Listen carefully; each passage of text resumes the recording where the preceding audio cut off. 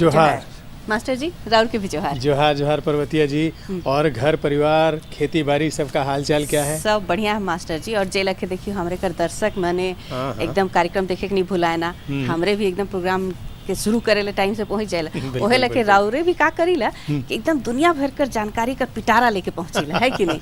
और देखिए ना, अभी अभी हमारे पास जो है खेती बाड़ी से जुड़ी तमाम तरह की खबरें हैं, है ना, मंडी का भाव है। तो सबसे पहले हम अपने किसान भाइयों को यही दिखलाते हैं। तो चलिए देखते हैं कृषि समाचार।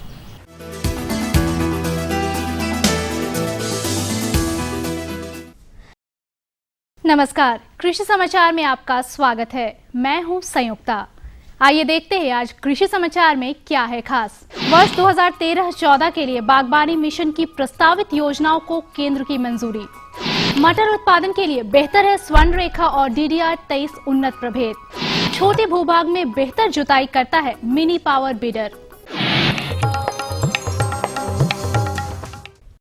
हमारे राज्य झारखंड में कृषि एवं कृषि से जुड़े अन्य क्षेत्रों के विकास के लिए बागबानी मिशन झारखंड द्वारा वर्ष 2013-14 की वार्षिक कार्य योजना तैयार कर ली गई है।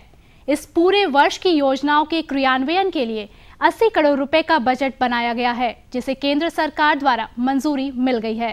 बागवानी मिशन झारखंड की वर्ष 2013-14 के लिए बनाई गई वार्षिक कार्य योजना के बजट को केंद्र सरकार की मंजूरी मिल गई है। वर्ष 2013-14 के कार्य योजना में प्रमुख रूप से सब्जी बीज उत्पादन, नए फल बागों की स्थापना, सघन बागवानी, फूल उत्पादन, मसाले एवं सुगंधीय पौधों की खेती, समेकित कीट प्रबंधन, जैविक कृषि, पौध सामग्री का उत्पादन, मधुमक्खी पालन के साथ कृषि उत्पादों के लिए बाजार व्यवस्था जैसे कार्य शामिल हैं। इन कार्यों के लिए केंद्र ने 80 करोड़ रुपए के बजट को स्वीकृति दी है।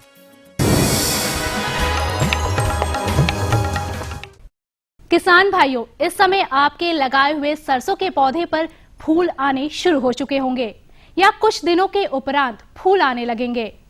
इस समय उन पर माहू कीट के लगने की काफी संभावना रहती है। ये कीट फसल को बहुत ही नुकसान पहुंचाते हैं। सरसों में इस कीट के लक्षण दिखते ही उसके नियंत्रण के उपाय कर लेने चाहिए। ये उपाय क्या है, आइए जानते हैं। आने वाले समय में करीब दिसंबर के अंत से या जनवरी के पहले सप्ताह में सरसों में फूल आने लगेगा और उसमें माहू का प्रकोप बहुत ज़्यादा हो जाता है। तो माहू से बचने के लिए किसान भाई अभी मिथाइल डेमाटोन नाम की दवा आती है, उसकी 1 मिलीलीटर मात्रा को 1 लीटर पानी में मिला करके उसका छिड़काव करें, या इमिडाक्लोप्रिड की एक दवा आती है, उसकी भी 1 मिलीलीटर मात्रा को 1 लीटर पानी में मिला कर छिड़काव करें। इससे जितने भी सरसों में लगने वाले जो माहू कीड़े हैं उससे उसका नियंत्रण हो जाएगा। कृषक बंधु वर्तमान समय में अपने खेत में मटर की खेती कर लाभ ले सकते हैं। झारखंड के वातावरण के अनुकूल मटर के उन्नत प्रभेद है स्वर्ण रेखा और DDR 23। झारखंड की जलवायु और मिट्टी के अनुकूल मटर की 2 उन्नत प्रभेदों को कृषि विशेषज्ञों ने मान्यता दी है। वो हैं स्वर्ण रेखा और DDR 23। इसमें स्वर्ण रेखा बुआई से लगभग 90 दिनों में तैयार हो जाती है। साथ ही यह रोग अवरोधी किस्म भी है। वहीं DDR 23 130 दिनों में तैयार हो जाती है। इन किस्मों को लगाकर और उचित कृषि कार्यों द्वारा लगभग 90 क्विंटल हरी मटर की छिमियां प्राप्त कर सकते हैं।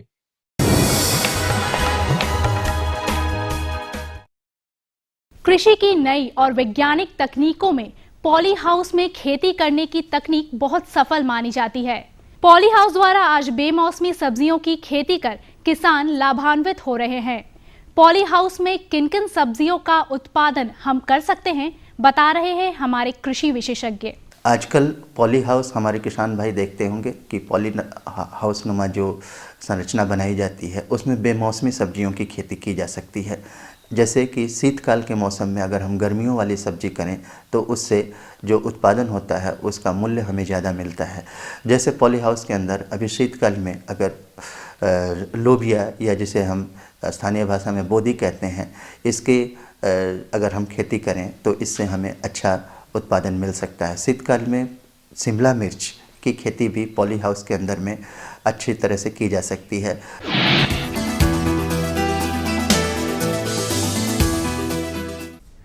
छोटे खेत बगीचों या कम भूभाग में जुताई करना हो तो इसके लिए बहुत ही उपयोगी कृषि उपकरण है मिनी पावर बिडर। मोटर चालित यह मिनी पावर बिडर बहुत ही कम समय में खेत की बुआई के लिए तैयार कर देता है। इस उपकरण को मिनी पावर बीडर कहते हैं। यह मोटर द्वारा चलने वाला उपकरण होता है। छोटे खेत, बागीचों इत्यादि में जुताई कार्य करने के लिए यह बहुत ही उत्तम उपकरण है। मिनी पावर बीडर ट्रॉली नुमा होता है। इसमें 2 चक्के लगे होते हैं और एक हैंडल होता है, जिसे पकड़कर आसानी से पूरे खेत में जुताई की जा सकती है। और अब मंडी भाव में आइए नजर डालते हैं अनाजों के भाव पर। आज राज्य की प्रमुख मंडियों में अनाजों के दामों में परिवर्तन नहीं दिखा। लगभग सभी अनाज आंशिक उतार चढ़ाव के साथ सामान्य रही। उधर सब्जी मंडियों में नए आलू, टमाटर, प्याज और हरी सब्जियां महंगी बिकी, जिनमें फिलहाल कमी की संभावना नहीं दिख रही है। आज बिके कुछ प्रमुख अनाजों के भावों पर नजर डालें तो इस प्रकार रही। चावल उत्तम न्यूनतम 2200 रुपए से लेकर अधिकतम 2400 रुपए, गेहूँ न्यूनतम 1400 रुपए से लेकर अधिकतम 1700 रुपए, दाल अरहर न्यूनतम 6700 रुपए से लेकर अधिकतम 7200 रुपए, दाल मसूर न्यूनतम 4300 रुपए से लेकर अधिकतम 4700 रुपए, दाल चना न्यूनतम 5850 रुपए से लेकर अधिकतम 6200 रुपए, चीनी न्यूनतम 3500 रुपए से लेकर अधिकतम 3800 रुपए और प्याज न्यूनतम 2750 रुपए से लेकर अधिकतम 3200 रुपए प्रति क्विंटल रहा। और अब एक नजर राज्य के कुछ प्रमुख शहरों के मौसम के मिजाज पर। आज राज्य के कुछ प्रमुख शहरों के तापमान इस प्रकार दर्ज किए गए। रांची अधिकतम 17 डिग्री सेल्सियस और न्यूनतम 7 डिग्री सेल्सियस। देवघर अधिकतम 20 डिग्री सेल्सियस और न्यूनतम 10 डिग्री सेल्सियस। दुमका अधिकतम 22 डिग्री सेल्सियस और न्यूनतम 11 डिग्री सेल्सियस। गोड्डा अधिकतम 24 डिग्री सेल्सियस और न्यूनतम 13 डिग्री सेल्सियस। चाईबासा अधिकतम 22 डिग्री सेल्सियस और न्यूनतम 10 डिग्री सेल्सियस। और हजारीबाग का तापमान रहा अधिकतम 18 डिग्री सेल्सियस और न्यूनतम 7 डिग्री सेल्सियस। कृषि समाचार में आज इतना ही। अगले दिन अगले अंक में फिर मुलाकात होगी कुछ ताजा तरीन खबरों के साथ। तब तक के लिए दीजिए इजाजत। नमस्कार, जोहार।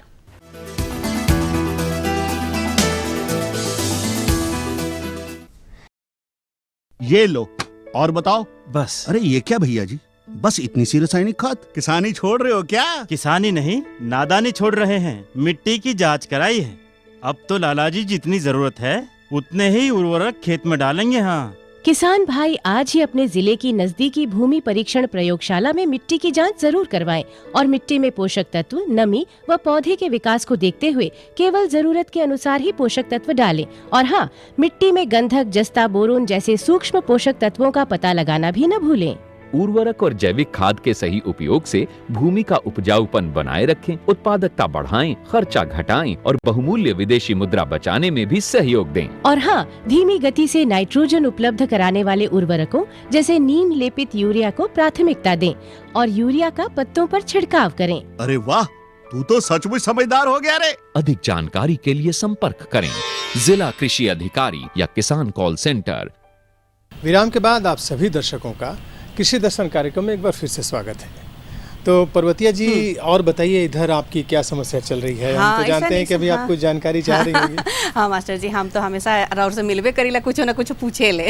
हाँ तो बताइए क्या है आज का सवाल? ऐसा रहे नहीं कि काइल हम तियन बनाए लागे रहे गोभी कर और ओकर में देखली बड़ा कीड़ा लागल रहेला, तो खेतों में एखन बहुत गोभी मन लागल होई। हमके बुझाल ओकरे बारे में तनी बता देती कि कीड़ा मन से बचाए ले, काहे कि कीड़ा लागलक नहीं गेलक। बिल्कुल सही बात है, बिल्कुल सही बात है। किसान भाई, अगर आपने अपने खेतों में गोभी की फसल लगा रखी है या गोभी के वर्ग की दूसरी जो फसलें हैं जैसे बंदा गोभी, पत्ता गोभी, गांठ गोभी, इस प्रकार की जो तमाम फसलें लगा रखी हैं, उनमें इस समय कीड़ों का कुछ खास प्रकोप होता है, शीतकालीन कीड़ों का।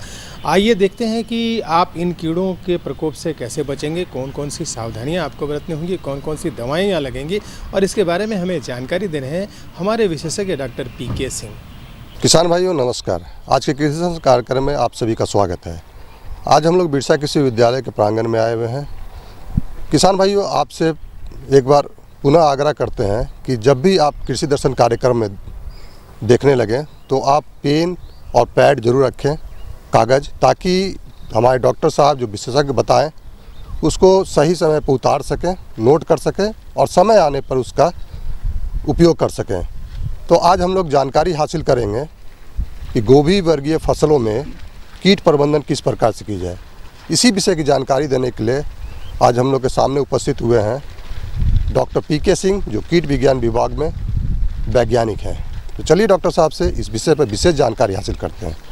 डॉक्टर साहब, आप यहाँ आए हुए हैं, इसके लिए आपका बहुत बहुत स्वागत है। किसानों को नमस्कार, जोहार। डॉक्टर साहब, जैसा कि हम देख रहे हैं कि अभी गोभी वर्गीय पौधा लगा हुआ है, तो इसमें कीट का भी प्रकोप होता होगा। तो कौन कौन से कीट इसमें इस समय मुख्य रूप से प्रकोप होता है, उस विषय में बताएं।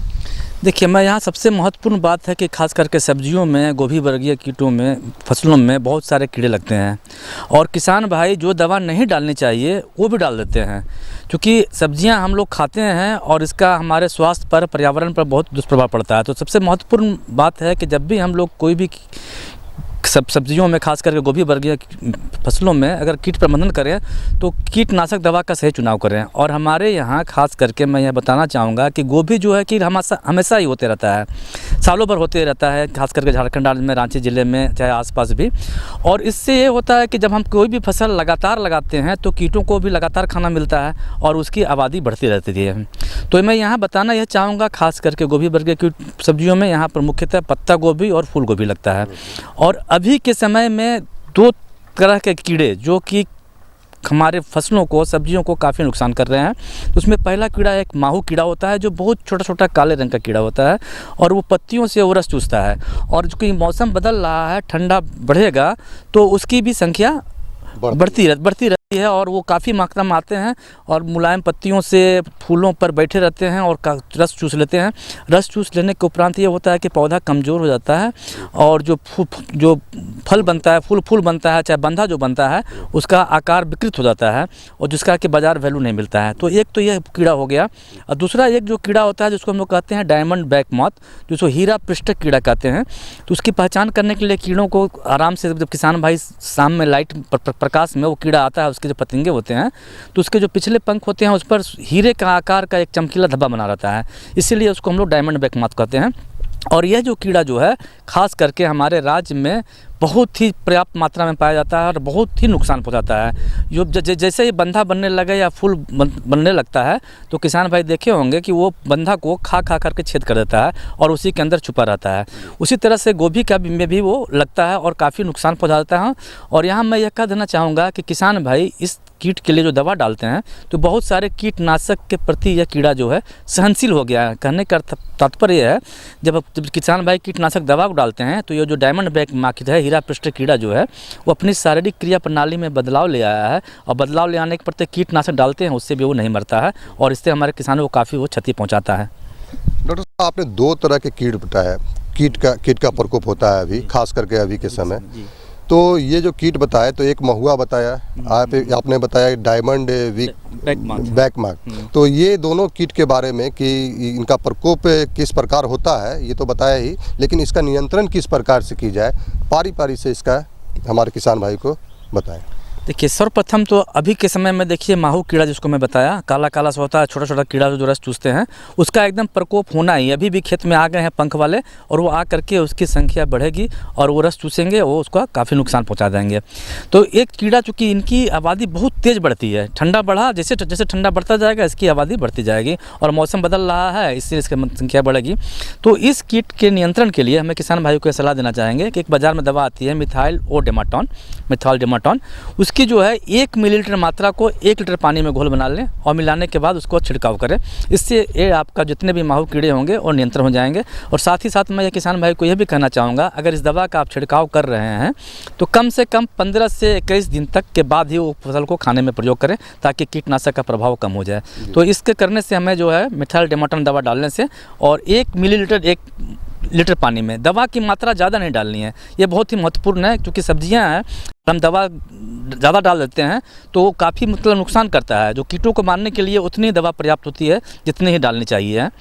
तो इसको करेंगे तो इससे हमारा माहू का कीड़ा जो है नियंत्रण हो जाएगा। एक चीज़ बीच में पूछना चाहेंगे डॉक्टर साहब कि बहुत सारे वैज्ञानिक बताते हैं कि साबुन का घोल इसमें मिला के डाले तो ज़्यादा इफेक्टिव होता है, प्रभाव उसका ज़्यादा पड़ता है। इसके बारे में थोड़ा किसान भाई को बताएं। आपने बहुत ही अच्छी चीज़ याद दिलाई कि खास करके साबुन का घोल होता है जिसको डालने से होता है कि दवा जो है अच्छी तरह से पौधों पर पड़ता है। खास करके इसका प्रयोग जब वर्षा का समय हो ना तो जरूर ही करना चाहिए, और अभी भी कर दें हम लोग तो काफ़ी अच्छा होता है। शीत भी गिरता है तो इसलिए काफ़ी वो लाभदायक होगा। और इससे साबुन का घोल बहुत ही सब जगह उपलब्ध है। उससे अगर देखा जाए तो एक बाज़ार में एक टिपॉल जो स्टिकर है हमारे चिपकने वाला, वो भी एक साबुन का घोल ही है, उसका भी प्रयोग करते हैं हम लोग। क्या ये सस्ता आता है टिपॉल? टिपॉल सस्ता वहाँ को बहुत महंगा नहीं आता है। बाकी हम थोड़ा सा अगर खर्च कर दें हम लोग तो दवा की जो होती है ना कार्य क्षमता जो होती है वो बढ़ जाती है, और दवा जो है पत्तियों पर अच्छी तरह से चिपकता है और ज़्यादा समय तक रहता है। तो ये काफ़ी फ़ायदेमंद होता है, प्रभावी होता है जी।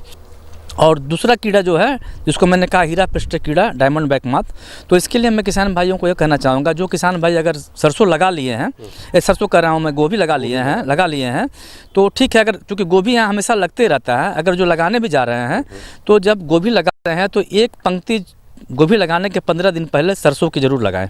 अच्छा। और फिर 15 दिन के बाद आप गोभी या पत्ता गोभी लगाएं, और फिर 15 दिन के बाद दूसरी पंक्ति आप सरसों के लगा दें। ऐसा 25 पंक्तियों के बाद जरूर करें। तो इससे ये होता है क्योंकि इसमें जो डायमंड बैक माथ जैसे मैंने कहा कि जो कीटनाशक के प्रति सहनशील डेवलप कर लिया है, तो वो काफ़ी हद तक कंट्रोल हो जाता है। क्योंकि उसका जो है वो कीड़ा जो आते हैं पहले पत्ते गोभी पहले सरसों को खाता है, और हमारा ये आपका ये बच गया।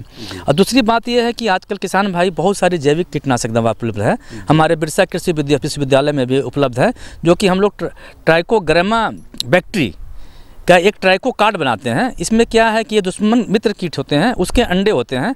उस ट्राइकोग्रामा बैक्टीरी के कार्ड को हम लोग गोभी के खेतों में अगर 5 कार्ड प्रति हेक्टेयर के हिसाब से भी लगा दें, और उसको हम लोग हर एक मतलब 12 से 15 दिन के बाद उसको हम लोग रिपीट करते रहें, तो इससे ये होता है कि उससे जो मित्र कीट के जो अंडे निकलते हैं, अंडे से कीड़े निकलते हैं, और जो है दुश्मन कीड़े जो हैं डायमंड बैक माथ, उसके अंडे को एक नष्ट कर देते हैं। तो ऐसा करने से काफ़ी लाभदायक होता है और हमें पर्यावरण पर कोई असर नहीं पड़ता है। और ये हमारे बिरसा कृषि विश्वविद्यालय में उपलब्ध है। किसान भाई जो बायो कंट्रोल प्रयोगशाला है उसमें वहाँ से उसको प्राप्त कर सकते हैं अपने ऑर्डर दे करके, तो ये उसको भी लगाएं। और दूसरी महत्वपूर्ण बात है कि अगर जो लग गया है, कीड़ा लग जा रहा है, तो बहुत सारी दवाएं हैं नीम से उत्पन्न है, बैक्टीरियम जो है डिपेल है, बैक्टीरिया से बनी हुई दवा है डिपेल जो है, उसकी 2 ग्राम मात्रा को 1 लीटर पानी में मिला करके उसका छिड़काव करें, तो उससे भी काफ़ी लाभदायक होता है। तो इस तरह से ये कीट का काफ़ी नियंत्रण होता है।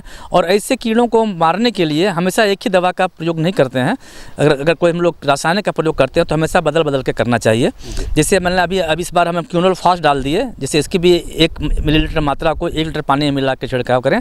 तो दूसरा छिड़काव इमिडाक्लोरोपिड की 1 मिलीलीटर मात्रा को 1 लीटर पानी में छिड़काव करें, तो कोई इससे भी काफ़ी नियंत्रण हो जाता है। तो इस तरह से है। और दूसरी बात ये भी है कि इस तरह के इस कीड़ों को मारने के लिए नीम जो होती है, नीम के बीज वाला जो दवा होती है, वो भी काफ़ी कारगर होती है।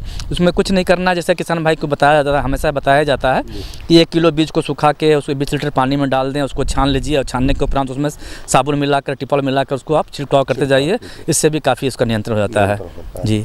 तो किसान भाइयों, आपने देखा किस प्रकार से गोभी वर्गीय खेतों में कीट प्रबंधन की जाए, इस विषय पर हमारे डॉक्टर साहब ने अच्छी सी जानकारियाँ दी। और मुझे उम्मीद है कि हमारे डॉक्टर साहब के बताए हुए तरीके से किसान भाई खेती करेंगे तो निश्चित रूप से वो लाभान्वित होंगे। तो इसी के साथ डॉक्टर साहब की तरफ से और मेरे तरफ से सभी किसान भाइयों को जोहार, नमस्कार। नमस्कार। अम्मा खाना दे दो ना। सबर कर गोलू, अभी दाल नहीं गली है। तू फिक्र ना कर गोलू की अम्मा, अब की बार अपनी दाल खूब गलेगी। क्या मतलब जी? अब की बार NFSM के तहत दाल की पैदावार को बढ़ाने के तरीकों को दिखाने के लिए देश में 1000 क्षेत्र चुने गए हैं, जिसमें हमारा इलाका भी आ गया है। पर इससे हमें क्या फायदा? हमें 5 एकड़ खेती के लिए खाद और कीटनाशक के अलावा बढ़िया बीजों की एक मिनी किट भी मिलेगी। इतनी दाल का करेंगे क्या जी? अरे भगवान, सरकार ने दलहन का समर्थन मूल्य भी खूब बढ़ा दिया है और इनकी खरीद का भी पूरा इंतजाम कर लिया है। इससे आमदनी बढ़ेगी और फिर हमारा गोलू अच्छे स्कूल में जाकर के कृषि वैज्ञानिक बनेगा। हाँ। तो हमरे के जब विशेषज्ञ रहे तो बड़ा बढ़िया से बता दिले कि गोभी कर अगर खेती रौरे करे लागी तो कर देखभाल काला के करब, कीड़ा मकोड़ा से कैसे बचाव ताकि रौर जब गोभी है सब बढ़िया से बढ़िया हो पारे है नहीं। और हमको लगता है कि अभी आपके पास और भी कोई सवाल जरूर होगा। कहाँ कमी रहेला सवाल का, सवाल तो हमेशा बने। असल हम सोचत रही नहीं कि जैसे हमरे गरु छगरी राखी लग घरे में और उकर चारा कर हमेशा बड़ा समस्या होत रहेला, अगर हरा चारा है चाहे तो उकर भी कोनो व्यवस्था तो करिए सकीला। हाँ भाई देखिए, अभी हमारे जो किसान भाई हैं, अगर आपके पास कुछ खेती के लिए ज़्यादा ज़मीन है, ज़्यादा जगह है, तो आप अपने जानवरों के लिए हरे चारे का प्रबंध अपने खेतों में कर सकते हैं। इसमें कई प्रकार की चीज़ें हैं, बरसीम है और हरा चारा में और भी कई चीज़ें हैं, नेपियर है, बहुत सारे ऐसे चीज़ें हैं जिनका कि आप अपने खेतों में उत्पादन कर सकते हैं और इससे आपके जो पशुधन है उनको हरा चारा मिलेगा और इससे आपके दूध का उत्पादन या मांस का उत्पादन दोनों ही बहुत बढ़िया हो सकता है। क्या क्या इसकी किस्में हैं, कौन कौन सी चीज़ें हैं और कौन कौन से उपाय आपको इसकी खेती के लिए करने चाहिए, इन तमाम बातों की जानकारी आपको मिलनी चाहिए। तो हमारे किसान भाइयों, अगर आप इसकी जानकारी प्राप्त करना चाहते हैं तो हम अपने विशेषज्ञ के पास आपको ले चलते हैं। हमारे विशेषज्ञ हैं श्रीमती आशीषन टूटी। किसान भाइयों नमस्कार, कृषि दर्शन कार्यक्रम में आपका बहुत बहुत स्वागत है। किसान भाइयों, खासकर तक वो किसान भाइयों जो हमारे पशुपालन करते हैं, पशुपालक हैं, वो अपने पशुओं को खिलाने के लिए हरे चारे का व्यवस्था करते हैं। तो किसान भाइयों, आप ये जानते होंगे कि हरे चारा या तो आप घास के रूप में कहीं ना कहीं से लाते हैं। आज हम आपको बताने वाले हैं कि हरे चारे के रूप में बरसीम घास की उपयोगिता क्या है, इसको कैसे उपजाया जाता है, इसकी कैसे खेती होती है और ये कितना पशुओं के लिए लाभदायक है। इसी विषय पर जानकारी देने के लिए बिरसा कृषि विश्वविद्यालय के वैज्ञानिक डॉक्टर आशीषन टूटी हमारे साथ हैं। आइए सबसे पहले इनका स्वागत करते हैं। मैडम, डॉक्टर साहिबा, आपका हमारे कार्यक्रम में बहुत बहुत स्वागत है। नमस्कार। मैडम, सबसे पहले हमारे किसान भाइयों को बताइए कि बरसीम घास क्या है। अच्छा, बरसीम घास एक तरह का घास है जो चारा के लिए बहुत ही उपयोगी है और ये एक दलहनी फसल है जो कि पशुओं को देने से, हरे चारे के रूप में देने से इसमें एक केमिकल पाया जाता है जिसका नाम है कैरोटीन।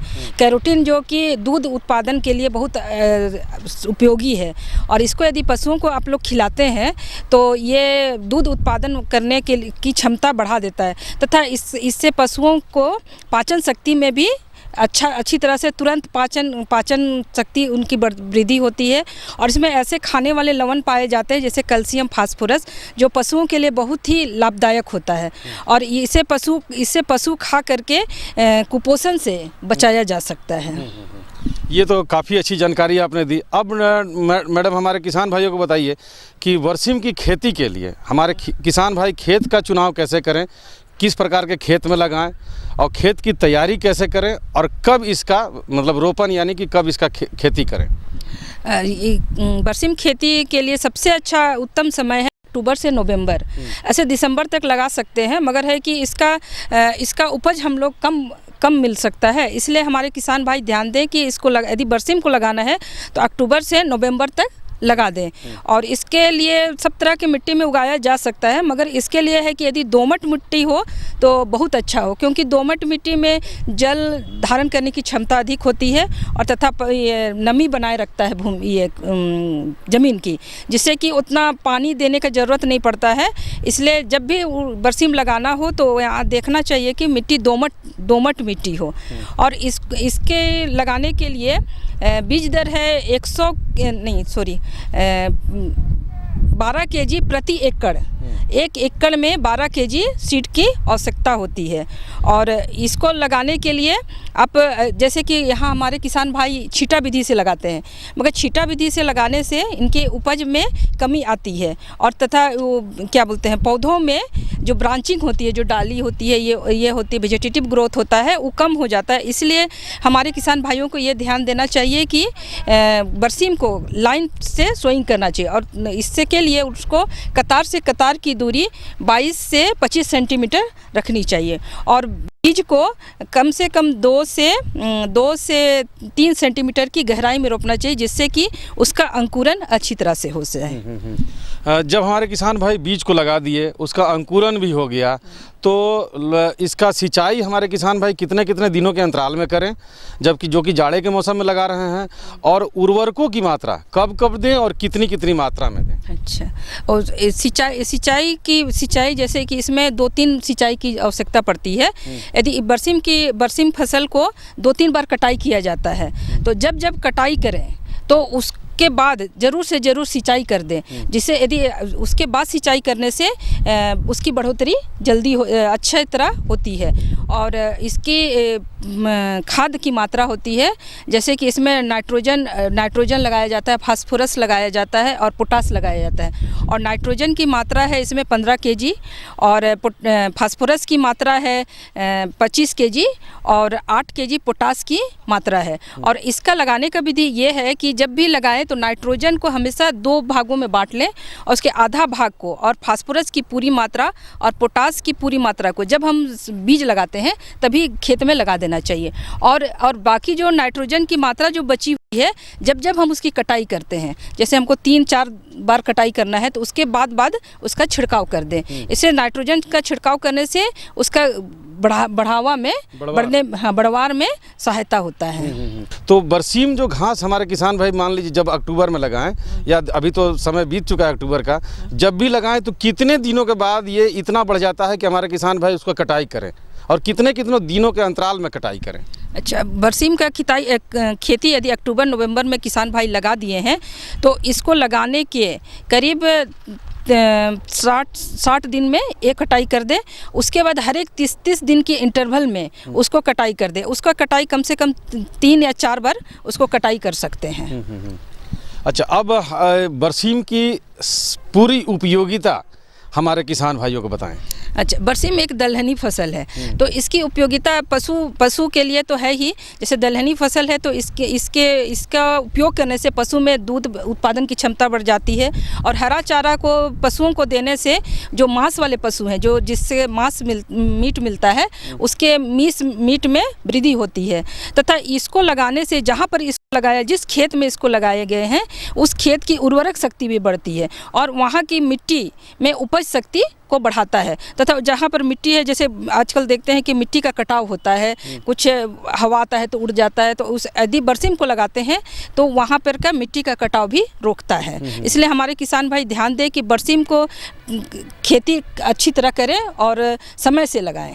मैडम, अब चलते चलते हमारे किसान भाइयों को बताइए कि बरसीम की खेती के लिए हमारे किसान भाई किन किन सावधानियों को बरतें, और हमारे पशुओं को ज़्यादा से ज़्यादा उससे ये उनको हरा चारा दे सकें, इसके लिए भी आप जानकारी दें। हमारे किसान भाई ये ध्यान दें कि जब भी बरसीम लगाते हैं तो उचित प्रजाति का चुनाव करें। इसमें उचित प्रजाति है, एक उचित प्रजाति है वरदान, और एक है मैस्कोवी, जो कि झारखंड के वातावरण के लिए ये उचित है, जो कि झारखंड के क्लाइमेट के लिए सूटेबल है। तो इसको लगाने से ये होता है कि उसकी उपज कम से कम किसान भाई 200 से 300 क्विंटल प्रति हेक्टेयर ले सकते हैं। और जब भी किसान भाई लगाएं, जहाँ भी लगाएं, तो ये ऐसी जगह का चयन करना चाहिए जहाँ की मिट्टी समतल हो और वहाँ पर पानी निकालने का सुविधा हो, ताकि पानी का जमाव नहीं हो। यदि हम सिंचाई करते हैं तो कहीं पर पानी जम जाए तो इस पौधा के लिए हानिकारक होता है। अतः हमारे किसान भाई ये ध्यान दें कि जब भी लगाएं तो वहाँ की मिट्टी को भुरभुरी कर ले, समतल कर ले, और नाली अच्छी तरह बना दे, जिससे कि वहाँ का पानी निकल जाए। तो देखा किसान भाइयों, बरसीम कितनी उपयोगी है, खास कर तक वो हमारे किसान भाई जो दुधारू पशु रखे हैं अपने लिए, जो दूध का उत्पादन करते हैं। बहुत सारी उपयोगिता इसकी डॉक्टर साहिबा ने बताई। आप किसान भाइयों, मुझे आशा ही नहीं बल्कि पूर्ण विश्वास है कि आप इससे लाभान्वित हुए होंगे। मैडम, आप हमारे कार्यक्रम में, इसके लिए आपका बहुत बहुत धन्यवाद। धन्यवाद। और किसान भाइयों, इसी के साथ लेते हैं विदा। जोहार। तो किसान भाइयों, आज के कार्यक्रम में बस इतना ही। अगले अंक में नई जानकारियों के साथ हम फिर से हाजिर होंगे। तब तक के लिए जोहार।